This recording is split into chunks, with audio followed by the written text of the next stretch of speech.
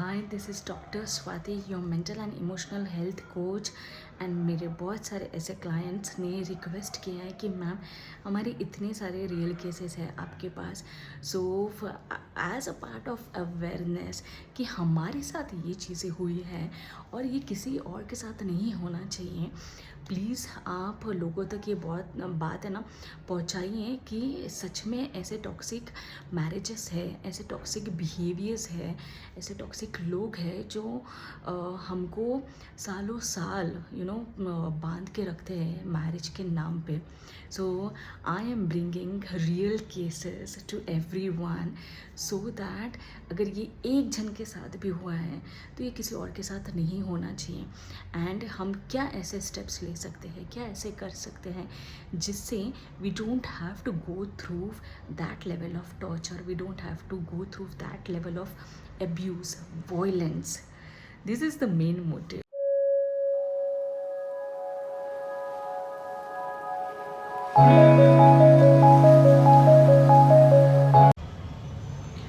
माँ बनना हर एक औरत का सपना होता है और बायोलॉजिकली उसकी नीड भी होती है।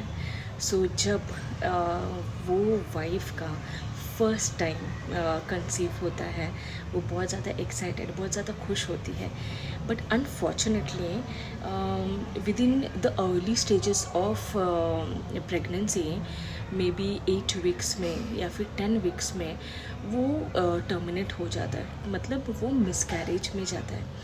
जैसे ही वो मिसकैरेज में जाता है, अब क्या होता है ना, वो उसके बॉडी के अंदर होता है और वो एक अंग है आपका, एक ऑर्गन में से वो निकलते ही जान, तो और उसमें ना बहुत सारे हार्मोनल चेंजेस भी होते हैं। It's a grieving stage for every mother which goes through, and ये पेन अनबेरेबल है, अनबेरेबल। आई थिंक जितने लोगों के मिसकैरेजेस हुए हैं अभी तक उनको बहुत अच्छे से ये बात पता है कि कितना दुख होता है अपनी खुद की जान को गवा देना। वो ग्रीफ में जब आप ऑलरेडी है उसमें आपको क्या सुनने के लिए मिलता है? सबसे बड़ा दुख होता है जब आपका खुद का पति आके बोलता है क्या हो गया, सिर्फ तुम्हारा ही तो बच्चा नहीं गया है ना, ऐसे कितने सारे लोगों के बच्चे मरे हैं, तुम अकेली नहीं हो जो सिर्फ माँ बनने वाली थी। एंड ये जब कोई भी औरत सुनती है वो ये सहन ही नहीं कर पाती है, उसमें वो मदर इन लॉ भी कंट्रीब्यूट करती है और वो ननंद भी कंट्रीब्यूट करती है। बहुत सारे ऐसे फैमिलीज़ में हम देखते हैं, स्पेशली आई थिंक आप लोग रिलेट कर पाओगे कि आपको एक कॉल भी नहीं आता है, एक सिंपल कॉल देखने के लिए तो लोग आते नहीं है मिसकैरेज होने के बाद, बट एक जो एक्सपेक्टेड रहता है कि यार चलो मैसेज करे या फ़ोन भी करे। ट्रू कलर्स है ना तभी दिखते हैं जब आपको सबसे ज़्यादा ज़रूरत होती है। ये बात है ना बहुत ही ज़्यादा कठोर और संवेदनशील है। किसी भी माँ के लिए मिसकैरेज सिर्फ एक मेडिकल इवेंट नहीं होता है, वो एक सपना टूटने के बराबर होता है, वो एक नई ज़िंदगी के साथ जुड़ने वाली उम्मीद को ख़त्म होने होता देखती है। ऐसे जो शब्द होते हैं ना, यार तुम्हारी अकेली का बच्चा नहीं मरा है, वो ना सालों साल लाइफ लॉन्ग वो कानों में गूंजते रहता है। एंड उसका दर्द जो तुच्छ बना देता है ऐसी बातें बोलने वाले लोगों से, उसका जो ग्रीफ होता है, जो आपको इनवैलिडेट करते हैं आपकी फीलिंग्स की, आपकी मातृत्व की, और आपको है ना थोड़ा टाइम भी नहीं मिलता है ग्रीफ करने के लिए और रोने के लिए, और just be sad and depressed and think how were the good days when I heard the excitement of my baby coming into my womb, and मेरे पेट में था वो अब नहीं है।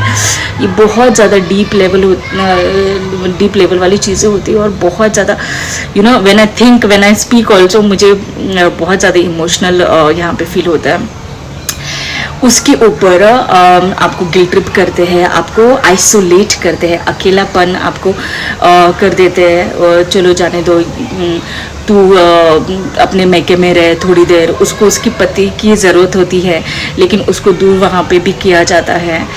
बहुत ज़्यादा डिफ़िकल्ट होता है एक औरत को ये सब में से निकल के जाने के लिए। एंड वो ये सब में उसको एक हीलिंग प्रोसेस के लिए टाइम लगता है, and not just few months. एक अगर अच्छा हेल्थी एनवायरनमेंट मिलता है तो वो शायद से जल्दी से वो ग्रीफ ओवरकम भी कर सकती है। यस, डॉक्टर्स बोलते हैं कि 3 महीने के बाद फिर से आप ट्राई करो, फिर से आप कंसीव कर सकते हो। वो जो यूट्रस होता है वो आपका अच्छे से पूरा क्लीन हो जाएगा and you can conceive again. But है ना, वो एक डर लग के बैठ जाता है फिर बाद में कि अरे यार मेरा पहला बच्चा गया, अब सेकेंड टाइम तो ऐसा कुछ नहीं होगा, अब ऐसे मैं क्या करूँ। But most of the times है ना, आपका लाइफस्टाइल अच्छा है, आपका फर्टिलिटी अच्छी है, आपका सब कुछ अच्छा है, बट हिडन चीज़ें होती हैं। समटाइम्स हस्बैंड का स्पर्म ही उतना ज़्यादा अच्छी क्वालिटी का नहीं होता है। एंड ये अब हम किसको क्या बताएं कि यार किसकी वजह से ये सारी चीज़ें हुई है। यहाँ पे हम किसी को ब्लेम नहीं करते हैं, बिकॉज हस्बैंड को है ना वो इमोशनल अटैचमेंट, जैसे ही बच्चा कंसीव होता है उसको वो ही अगर नहीं समझ में आता है तो बाकी और चीज़ें क्या समझ में आएंगे। सो एक सही तरीका ये होगा कि मैं तुम्हारा दर्द समझ सकता हूँ, स्पेशली हस्बैंड यहाँ पे, एंड मैं तुम्हारे साथ हूँ। हर एक औरत को सिर्फ और सिर्फ यही सुनना है। वो डेफिनेटली चाहती कि उसकी मदर इन लॉ भी अपनी माँ की तरह उसको ले, थोड़ा सा रोने के लिए दे रोने के लिए दे, या फिर चलो रोना छोड़ो, अच्छे से खाना कुछ अच्छे से बना के दें, आराम करने के लिए बोले, ना कि चलो चलो जाओ जाके काम करो, हमारा चाय का टाइम हो गया, हमारा खाने का टाइम हो गया, है ना। इनह्यूमन बिहेवियर दिखाई देता है यहाँ पे। तुम्हारा लॉस बहुत ही गहरा है, तुम्हारा दर्द सच्चा है, and I want to be part of this. मैं ऐसे क्या कर सकता हूँ जिससे हम दोनों ये सफ़र साथ में तय कर सकें। एक हेल्थी मैच्योर पर्सन हमेशा ये चीज़ें ना कि सिर्फ वर्ड्स में बोलेगा, एक्शंस में दिखाएगा। हर माँ का ग्रीफ यूनिक होता है, हर एक, सबकी बॉडी अलग होती है, सबकी बायोलॉजी अलग होती है, एंड इसमें कोई कंपैरिजन किसी को भी नहीं करना चाहिए। बिकॉज यहाँ पे ना मोस्ट ऑफ द टाइम से ना सास आके बोलती हैं कि तुमको इतने साल बच्चे नहीं हो रहे तो तुम में कोई प्रॉब्लम था, अरे जो हुआ वो भी देखो टिक नहीं पाया, मेरी बेटी को देखो कितने अच्छे अच्छे बच्चे हैं, कितने सुंदर बच्चे हैं। हमेशा वो है ना कंपेयर करती रहती है, एंड ये कंपैरिजन की वजह से है ना वो वाइफ है ना और ज़्यादा टूट जाती है। सो प्लीज़ कंपैरिजन मत करो। अगर आप लोगों को नहीं समझ में आ रहा है कि क्या बात करें, सीक हेल्प ना, there are so many people who are ready to give you help. अगर नहीं समझ में आ रहा है तो, बट समझ के, ना समझ अगर बनना है और उसको दुखती हुई ऑलरेडी चीज़ है उसको अगर उंगली करके और दबाना है, इसे इनह्यूमन टॉक्सिक बिहेवियर करते हैं। You are adding more abuse to that women, and I want to address to each and every women, अगर ऐसा आपके प्रेगनेंसी में, आपके मिसकैरेज के टाइम पे आपको सुनाई देता है हस्बैंड से और मदर इन लॉ से, ननन से, किसी से भी, they are forget care, they are not even bothered, for your life, for your baby's life. Please don't plan second child with them. Literally, because उनको है ना वो इतना ज़्यादा एक अलग ही जेलसी और हेट रहता है ना। बहुत ज़्यादा बच्चे जिनके भी बाद में भी हुए हैं उनको और ज़्यादा एडेड ट्रॉमा ही मिला है वैसे मैरिजेस में। सो कंसल्ट कीजिए, काउंसलिंग कीजिए, दोनों भी हस्बैंड एंड वाइफ को करना चाहिए।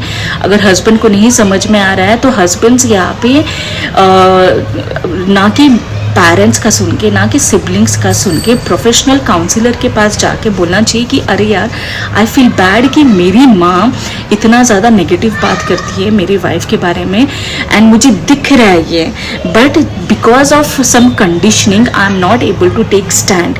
Can you please tell me कि मैं कैसे स्टैंड ले सकता हूँ?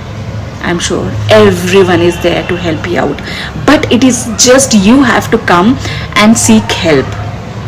जो I think majority of the men should have to take that as an accountability and responsibility of your own wife and children.